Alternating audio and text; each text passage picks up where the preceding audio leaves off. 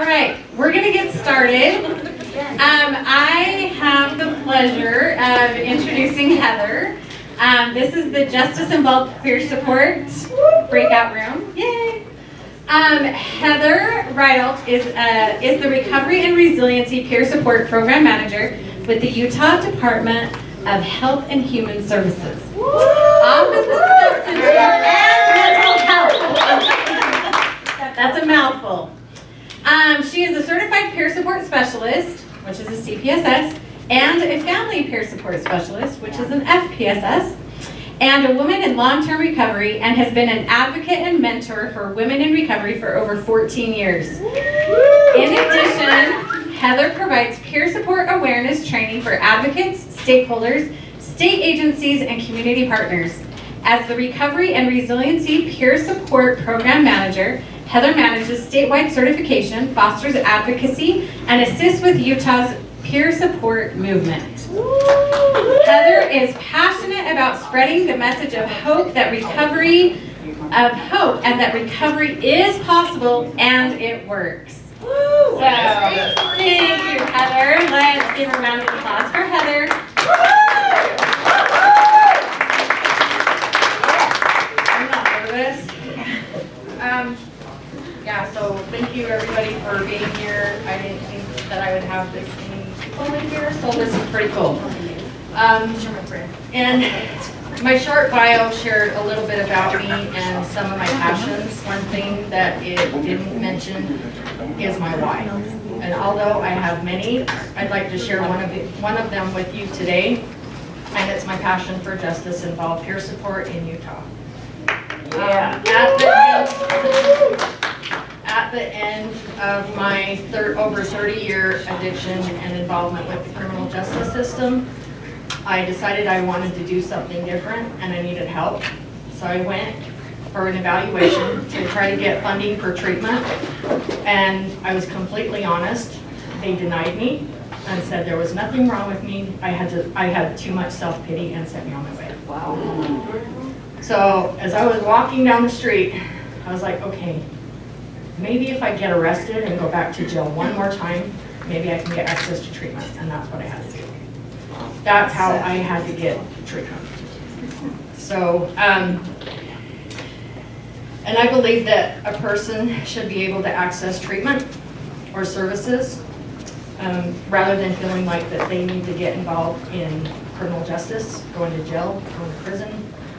And I also believe that everyone leaving incarceration should have access to peer support to help them navigate that difficult time.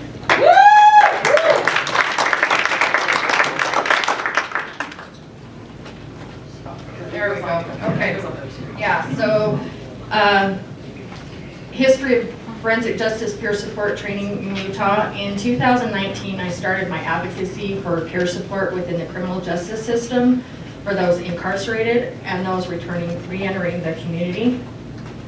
In November of 2020, the Office of Substance Use and Mental Health, Division of Substance Use and Mental Health at the time, applied for the Transformation Transfer Initiative TTI grant from the National Association of State Mental Health Program Directors and received the award in February of 2021.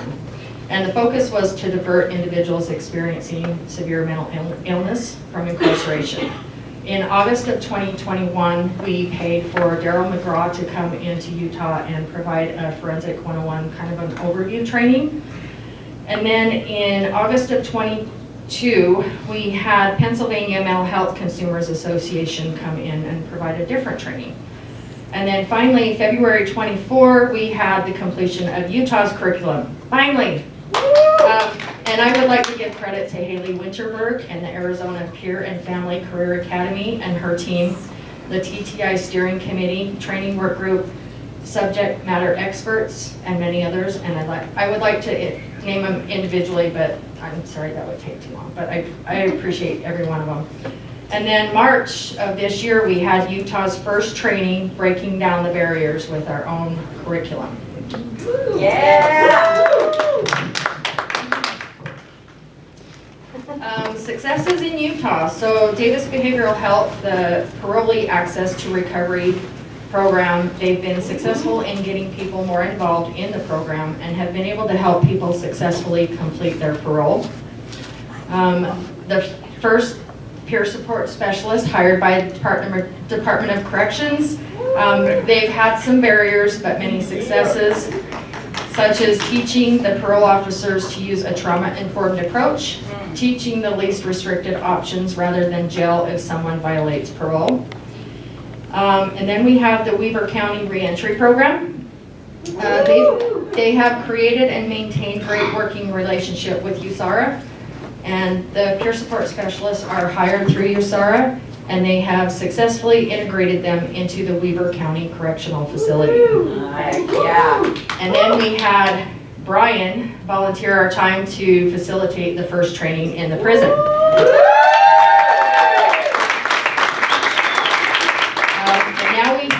Now we have 12 men that are peer support specialists that are incarcerated. And hopefully they'll be able to use their certification to find employment after they're released. Yes. So as you all know, we have the individuals from these successes here today as part of our panel. Yeah. Yeah.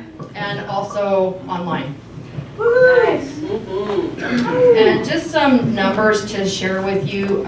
People with mental and substance use disorders are overrepresented in the justice system, and it's estimated that 18% of the general population has a mental illness, 44% of those in jail and 37% of those in prison have a mental illness, 11% of 18 to 25-year-olds and 6% of those over 25 have a substance use disorder.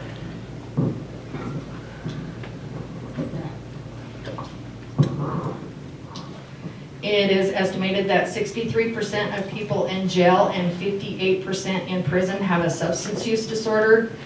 And people with these disorders have challenges in getting appropriate treatment, and often incarceration exacerbates their symptoms. This can lead to individuals staying incarcerated longer than those without behavioral health conditions. And the cost.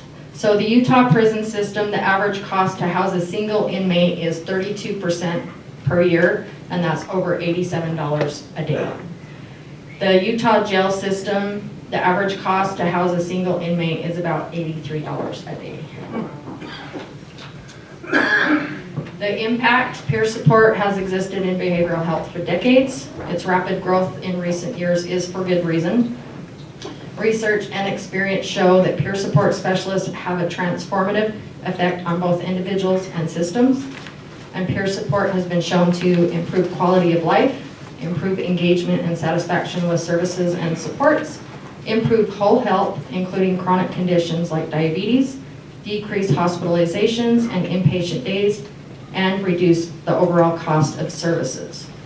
Peer support empowers people to make the best decisions for them and to strive towards their goals in their communities. Peers are an essential component of recovery-focused systems and are key across settings and stages of recovery.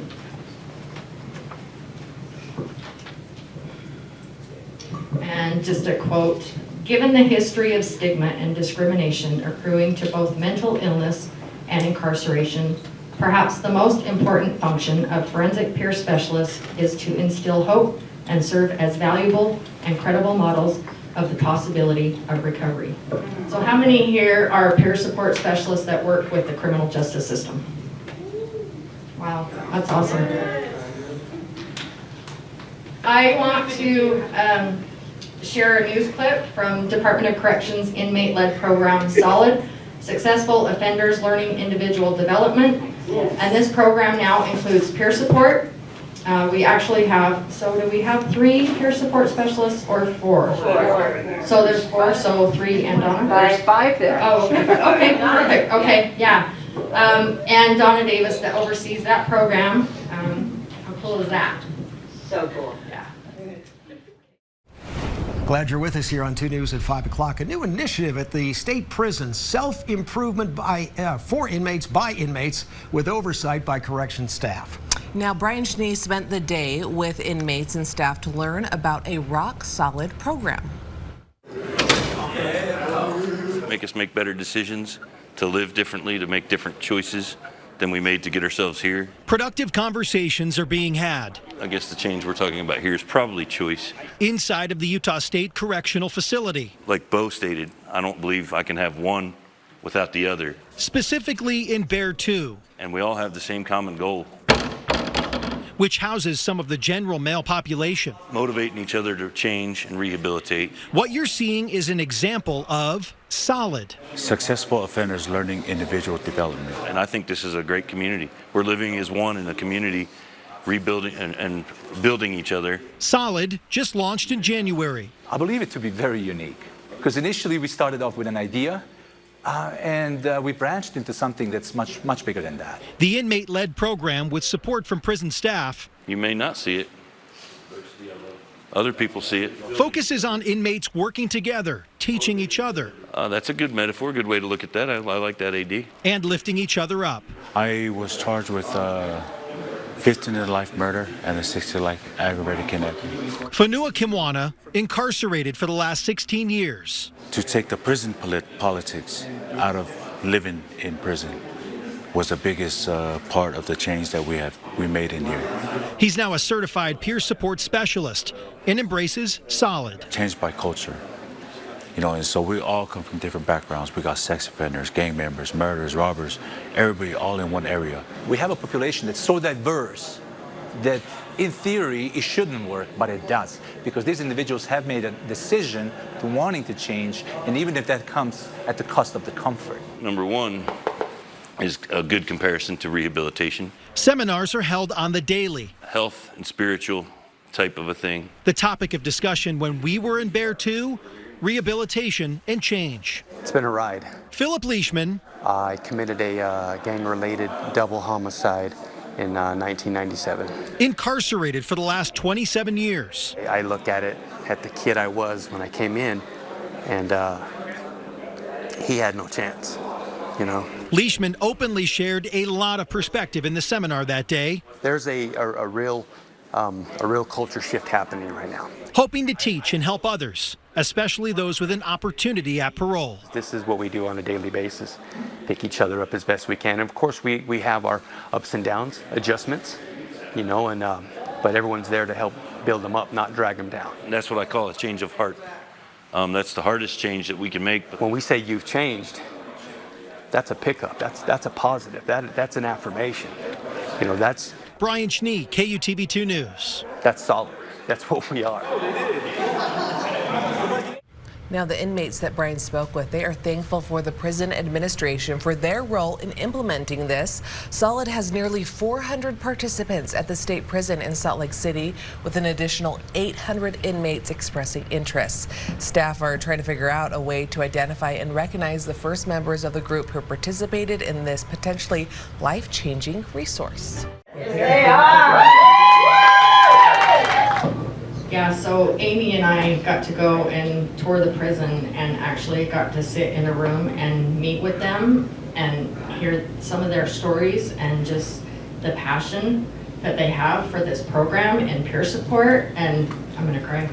Me too. It's good. So good. Wow, it was amazing. It gave me hope, and I was just so energized when I left there. I was like, yes, anyway, but yeah, that was pretty cool. And with that, I want to welcome our team here today from Department of Corrections. And I know it's this. So I want to introduce them, and I don't know, do we have the same people? Donna? There you go.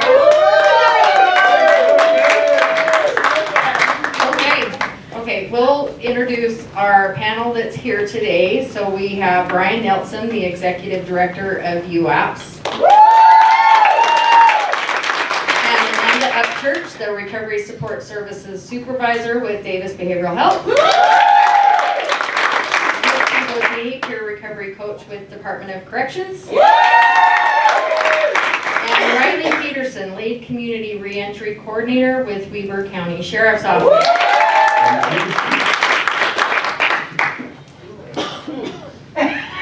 Okay, now we will open it up to the panel. I have some set questions that we'll start with, and then we will open it up to the audience. And if you have a question, if you can run up to the microphone, make it easier, that would be perfect. Yeah, so with the Department of Correction folks, I don't know, do you want to take some time now that we can hear you just to introduce yourself and maybe say a little bit about yourself? Sure thing. My name is Mark Evans, housed here at Utah State Prison. I'd like to say hello to Brian and thank him for the opportunity to be able to be with you guys today.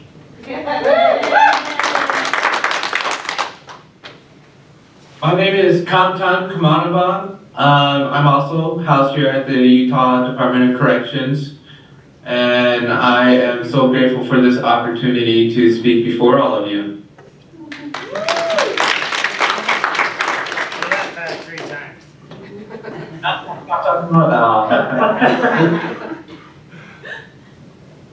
My name is Fredo Lolani. Also currently housed here with these fine gentlemen and Donna. Glad to be here, glad to learn some new things and interact with you guys out there to see what we can do together to help better not only our correctional system, but society in itself. So thank you guys for the opportunity.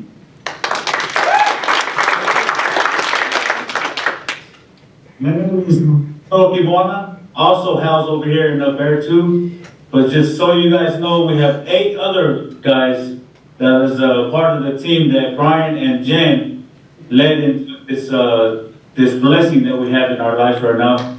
So we just wanted to give Jen and Brian a big shout out. Thank you for the opportunity that you guys gave us.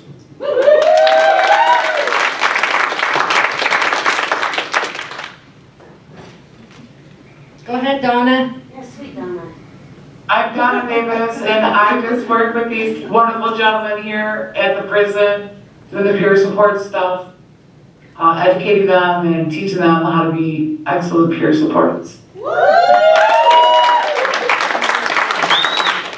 Also peer support in the first UDC staff training. So.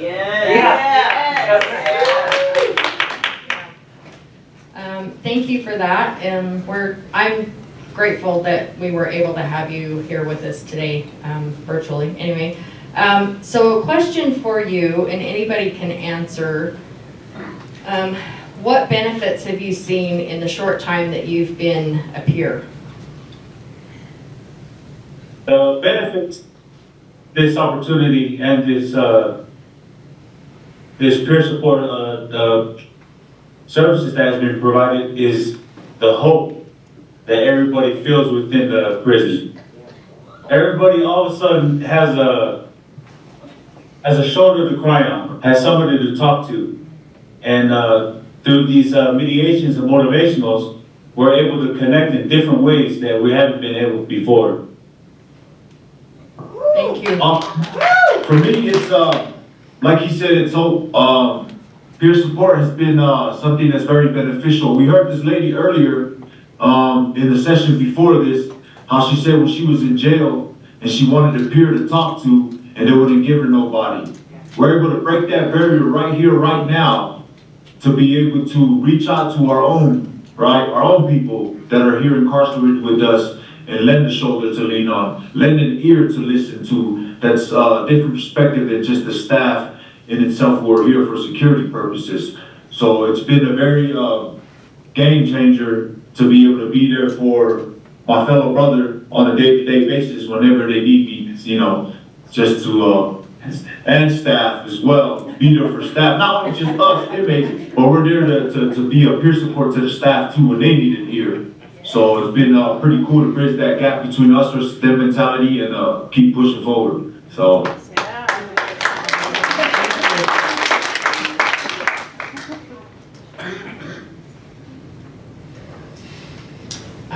Okay, so how does changing by culture affect the rest of the population? Take that one. Change by culture, your songs. I guess they're asking me to answer the question. change by culture is what the solid community is all about. With peer support on top of it, it solidifies our purpose as men to try to change the direction and making a difference here in our correctional facility. Change by culture is a place where, you know, every single one of us sitting at this table is from a different background, one way or another. To sit closely here with staff is something that's never been done before. We would have had to have MSER swap back here, right, to facilitate this, but yet they're giving us this trust and opportunity to come and sit down here with you guys and just, you know, speak at you guys, you know, just without any kind of restrictions or anything like that. So the change by culture that we have here in our community is the next man up type of mentality, right? Be that brother's keeper, holding each other accountable. Not only holding each other accountable, but teaching other people to hold themselves accountable so that not only we have to step in as leadership, but not so that staff doesn't have to step in to tell you, hey, you need to do this, you need to do that. So the change by culture here is something that's, like I said, like the captain said earlier in that video, the caliber of inmates we have in our building should not coexist together in any other aspects of the prison. But it's happening. We're able to change that dynamic by showing that yes, it can be done. So the change by culture here has been a pretty strong thing for us to, man, not only just to be a part of, but just being in it with these beautiful young men next to me. I'm young. And for me, you know, I come from a very different background from a lot of these people. I've never been in gangs. I've never done a lot of crazy things in my life, and I'm currently living a very different lifestyle than what I grew up from. I'm going through a transition and everything like that, and I'm learning a lot from them as well. And even though I'm very, very different from them, they still look at me as a regular human being. And it lets me know that they are just as kind-hearted as the next person, just because they have these tattoos all over them. It doesn't make them any different.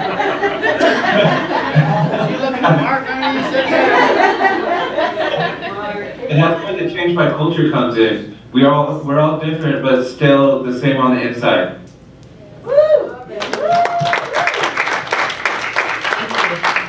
And for our panel here, what resources or strategies do you recommend for individuals who are interested in becoming peer support specialists for justice in bulk populations? Oh, go ahead. Sorry.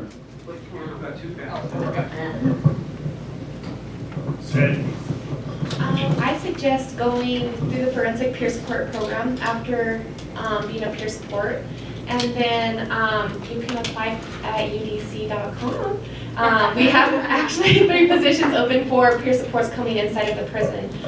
We have a 5-year requirement, but we are trying to change that down to 2 or 3 years to match our forensic peer support program. But just get involved in your community and reach out to those that are going into the county jails, even if they're taking meetings and even if they're not employed by the jails, right, or the prisons. However they're getting in, peer support, spread that love everywhere we can.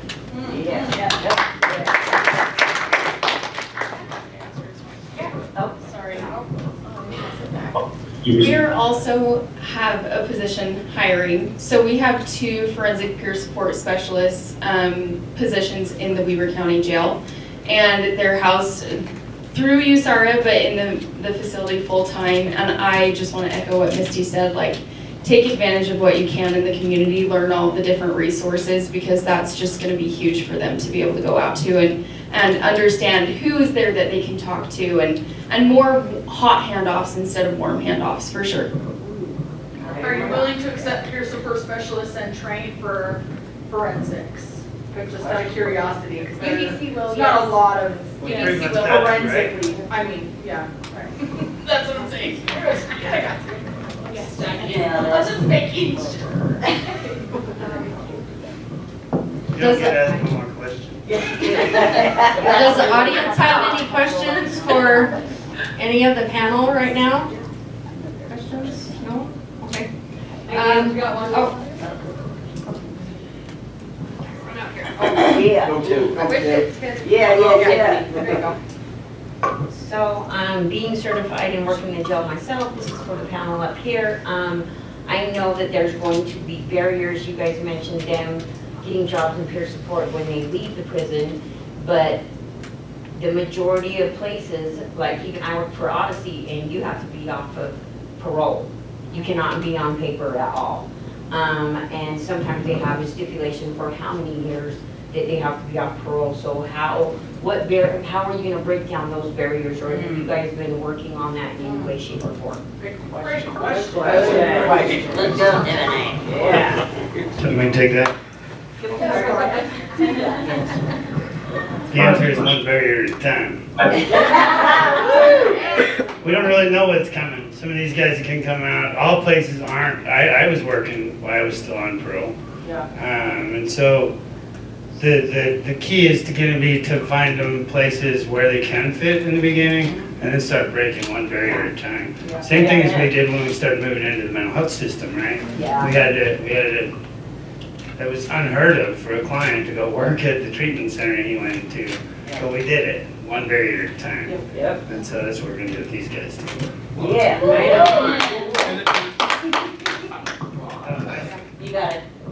I know a lot of local mental health authorities will hire people still on paper, and also treatment centers like Maple Mountain in Utah County hires peer supports on paper as well.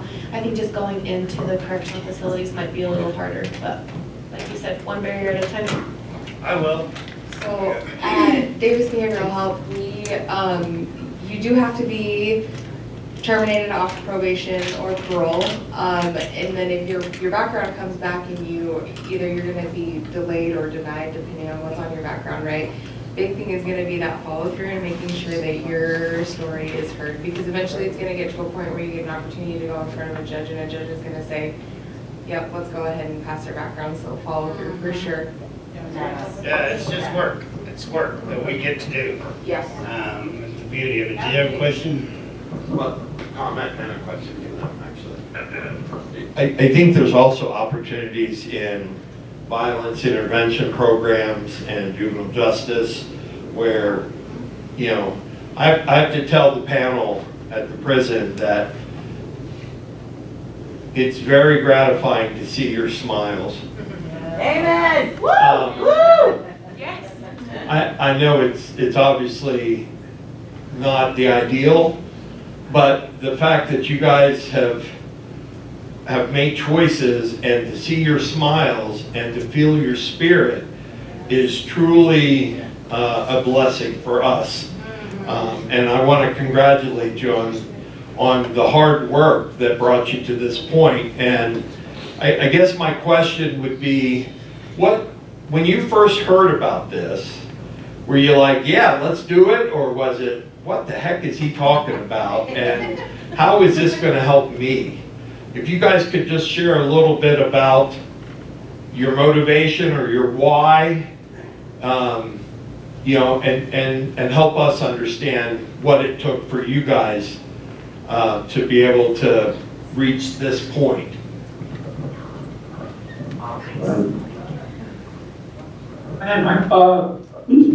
My point is just 40 years of incarceration. I've been incarcerated 40 years, but I grasped this as a turning point, this opportunity. I kind of feel like a huge role is just utilizing the tools that I've learned and remove the negative self-image that a lot of people, in society have given us, and utilizing and fine-tuning these tools, to help us with our moral compass on a day-to-day dynamic. I feel like the peer support improves, the quality of life for myself, and helping each other is what it's all about, right? It's inevitable that, a lot of us, we're going to be out there in society. It's just up to me whether I move mountains or rocks with the tools that's been given to me through peer support. Myself,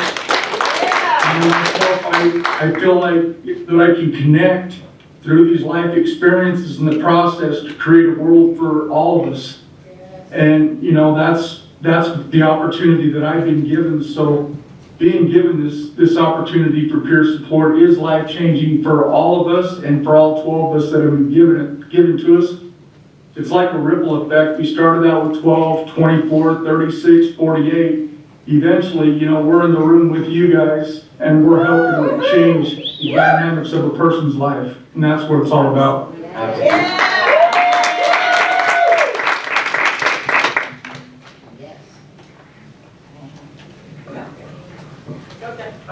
Share theirs. Yeah.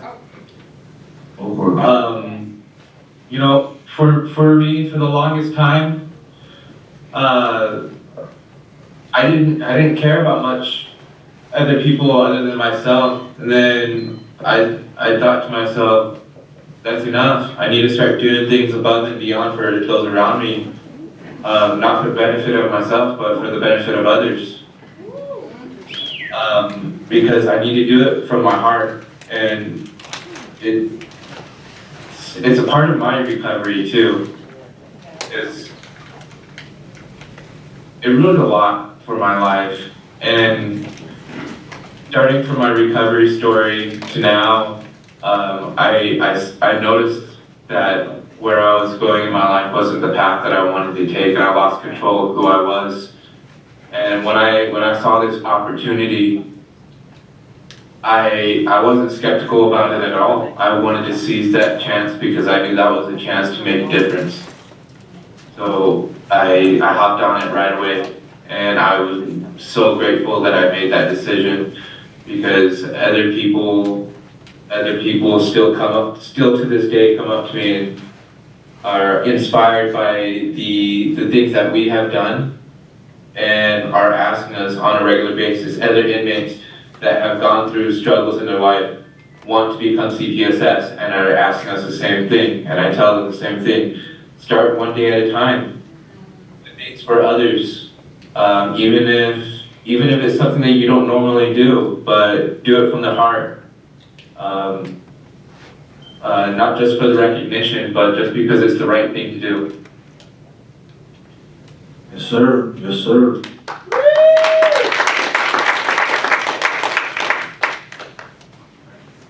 Hi, I'm Fernie. I'm a CPSS with Matsu Healthcare, and I just wanted to express my gratitude because, you know, I lost a brother a couple years ago that didn't transition smoothly from prison, didn't understand his addiction, and I work in treatment as well, and I can remember, you know, this being like 2 years ago, you know, and then being newly like in recovery as well. And it was a transition where it's like, so with the education that's going with forensics, CPSS, we're able to, and I'm thankful that this is being brought to the prisons because, you know, being able to transition inmates into treatment centers, it was a shit show. I've experienced this. You know, the separation, the mentality didn't change, you know, and it was scary. You know, and some of us have never been there, never really, you know how to work with those kind of behaviors and stuff like that. And so it was very different. So being able to see this and witness this, and this is something like I've always prayed about for being better for our facility, being better for treatment. How are we going to be able to help these guys? How are we going to be able to house those? You know what I mean? And it's different, you know, reintegrating into that. And so I just want to express my gratitude in being able to that, and hopefully bring that into, you know, our facility, give them another chance, because we stopped for a little bit because we're not properly trained. We're not properly trained how to communicate. But as you guys, as peers, as I see you guys, super grateful. Keep it up. Keep up the good work. You know, you guys are able to teach, and it starts with you guys. You know, and that transition from coming from you guys, the tools that they're going to learn, and they're able to come to us and then get back on their feet. You know, it's going to be a smooth transition the more work that you guys put in, you know, and educate others. And so it's just a smooth ride through treatment, and they're understanding what they're doing there. They're understanding what treatment's going to do for them, you know, because they've already done the hard work addressing where they are when they're incarcerated, right? And understanding why they're there. And then when they get to us, you know, that are working in treatment, we're all open arms, you know, and all we want to do is just love them. You know, and so I'm just super grateful, and I'm super thankful for you guys. Good job, you guys. I'm super grateful. Before before I give this back to Heather and to read that, I just want to give these guys some credit. Because Solid was before me. Solid was these guys and some of the other guys that are also trained.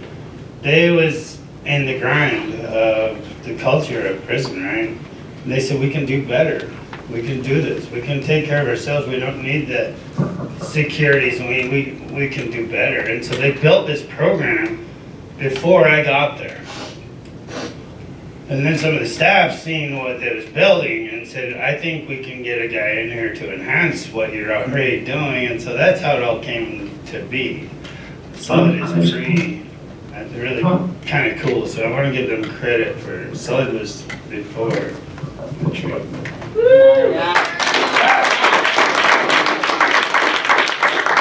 So is there anything that you would like to share with everybody about your role? Or, yeah? Oh. That's my friend. That's my friend. It's my friend. I'm just super excited to be one of the first peer supports hired by UBC. It's been kind of a rough road, to be honest. I had a lot of guards. I had a lot of officers discrediting what peer support is, right? Discrediting what recovery looked like, and it's just been a rough road to kind of prove to them how powerful peer support is and how powerful when you've seen as dark as days as somebody, that bond that you share with them is unexplainable. You walk into a section and you meet with your clients.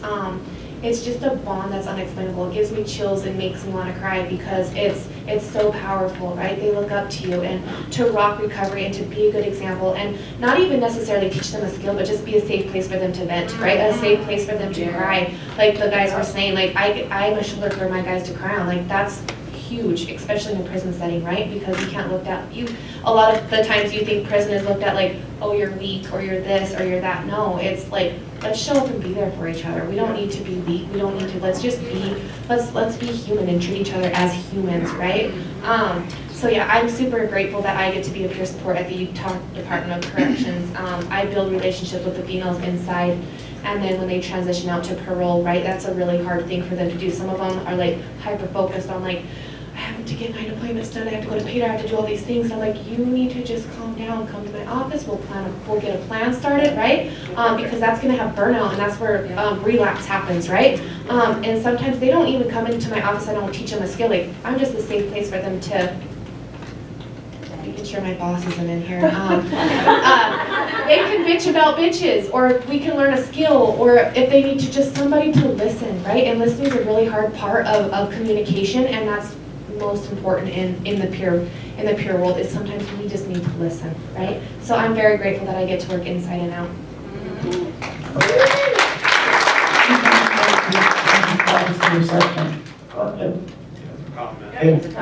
Go ahead. For me, in my experience, Okay, go. for me, in my experience in this with CPSS, I had to go all the way back to day one when I chose this life over my kids. Now let that sink in. I chose this life over my kids and I've been gone out of their life for 16 years. I came in here when they were 1 and 3 years old. I missed every monumental moment of their life. However, they look at me different now because the lessons that Brian and Jen taught me through this peer support training, I'm a good listener now. I know how to actively listen now to everything that they're telling me, you know, without being a typical dad or typical man and try to fix everything. Now I can go into these conversations and ask the right questions so that they can fix the problems for themselves, and it be more to them if they fix it. That's the highlight of my life with CPS.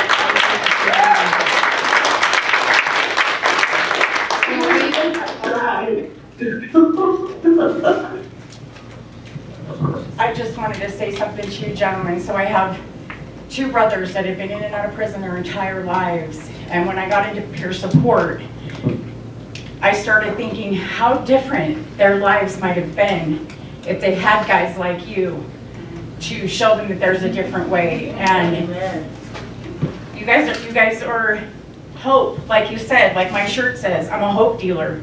We are hope dealers. I went from Dylan Dope to Dylan Hope. And you guys, you're changing lives, and thank you, and it's beautiful.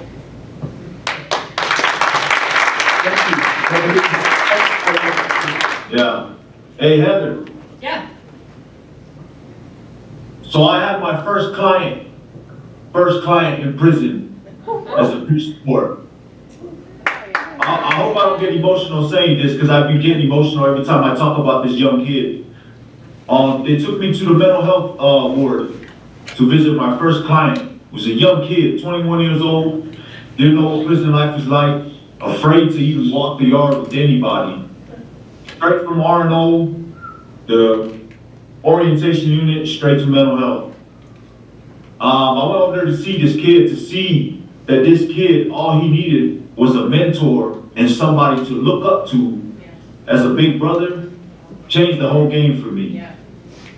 When we was leaving the door, that kid asked me and Mark, he said, I'm just gonna ask you guys one thing only. I said, what's that?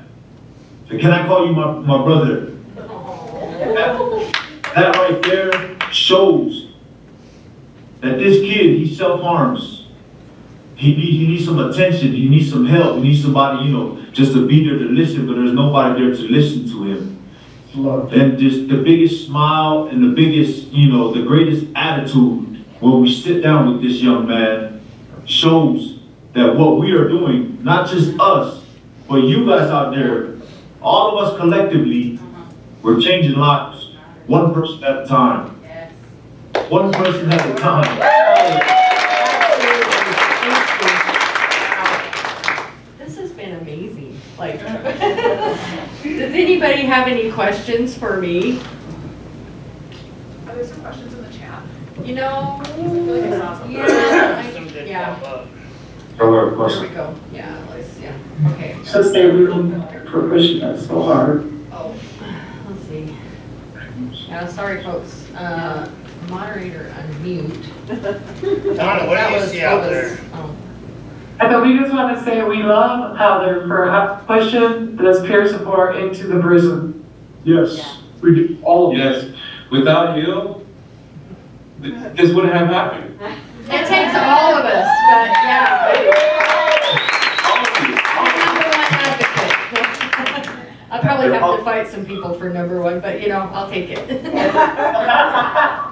I got an important question. What did you guys have for lunch? Sandwiches. Noodles. Pasta salad. Let's see. We had chili man. I guess the only How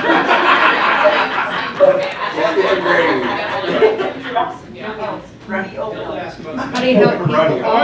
So there is a question in there. So how do you help people who speak Spanish? There we go.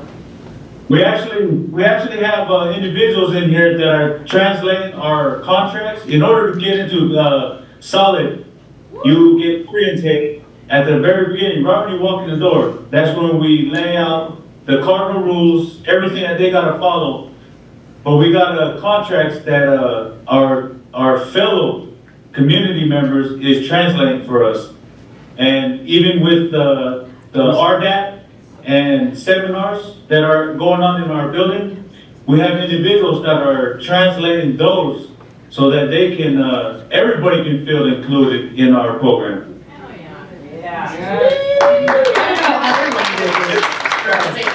Any other language? We also have we have two guys in the community that are teaching Spanish and English. So if you're a Spanish speaker, they're teaching them English, and if they're English, they're teaching them Spanish. Nice. Okay. And then there's proud of what you guys are doing in there. Much love from Bracken. Woo! Bracken. Thank you, Bracken. Okay. I have to tell you guys what a blessing it is. I go out there every Monday to do supervision, try to work with them, there's a lot of different stuff in there. But like they said, change my culture, right? So we go through the stuff. But what I've seen, my own eyes in there, because we do our supervision meeting, we all break out and we actually break some bread together. I eat one of their meals with them and just, I can see how things are going. And the culture of the whole, everybody that's associated with that program is changing through the whole prison. It's not just in this one pod, it's becoming a very coveted program that's really looked after, and these guys are champions, and they just, I couldn't be in more awe. But.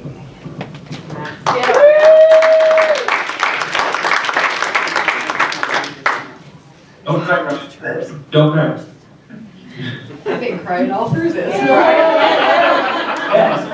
you have to say that?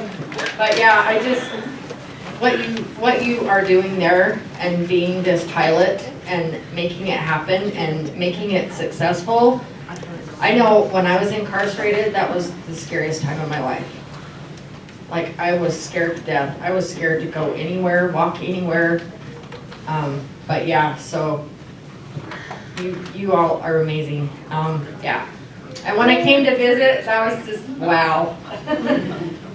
Yeah, so thank you so much for being here. I'm glad this worked out. This was, anyway, I just don't have words to describe.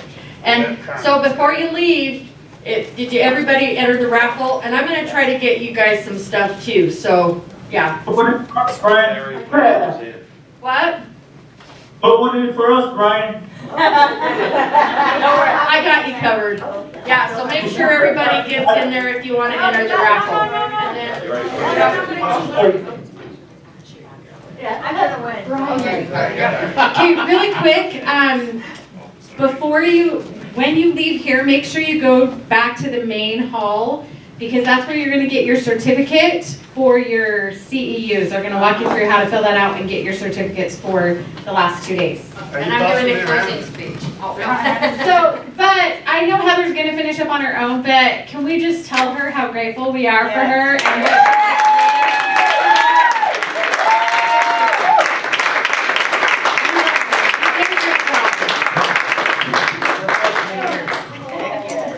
Say great for that again.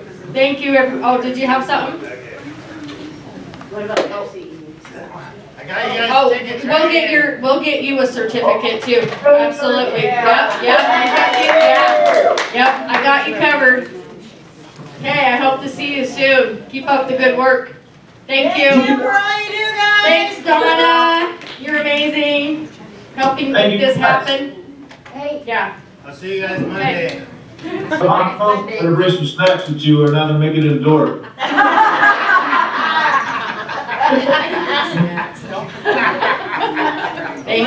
Thank you everybody for being here, so. Thank you. Did you want to do the drawing, Heather? Yeah, I'm gonna do the drawing. Thank you, Heather. Heather. Heather. Heather, can you do the drawing? Hey, yeah. Sorry. Let's do the drawing. Who wants to pull it? Brian. Pull it, Brian. Get it, Brian. I'll pull it. Get pulling? Oh, no.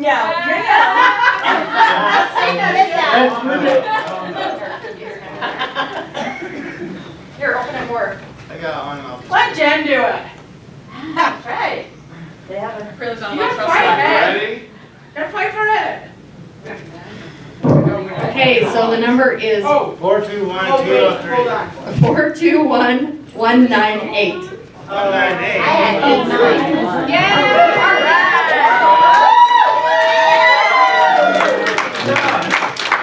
What did he get? I'll have him open it. It's a journal. It's just a journal with its peer support, but we'll show you. Open it and so you can. there? I want to say something to them. Yeah, they are. We're still here. So it's just a journal and it's, yeah. So peer support specialist, because super amazing, life-changing, multitasking, miracle worker isn't an official job title.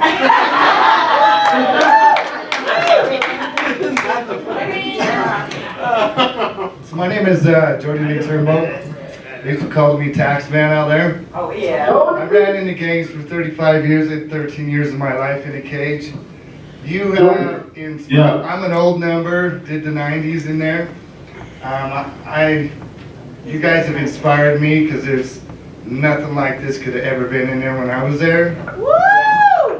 I just want you to know, I want to try to inspire you guys a little bit, that the last time I paroled was in 2000, 24 years ago. Congratulations. I'm a CPSS, CTSS case manager, and how I've done that is I surround myself with people like us. Like Surround myself with people like you, and there's so many people like you and me doing this right now, and we support each other, and that's how we stay up. The door's open for everything, and everything is, you guys got a future. I'm telling you, you have a future out here with us. Yeah! Much love and respect, and I can't wait to see you guys on the street.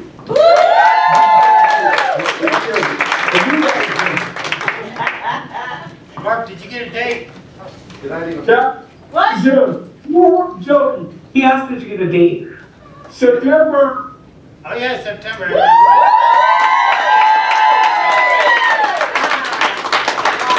That's awesome. Okay. We're after time and look at all everybody's still here. Thanks, everybody. Bye.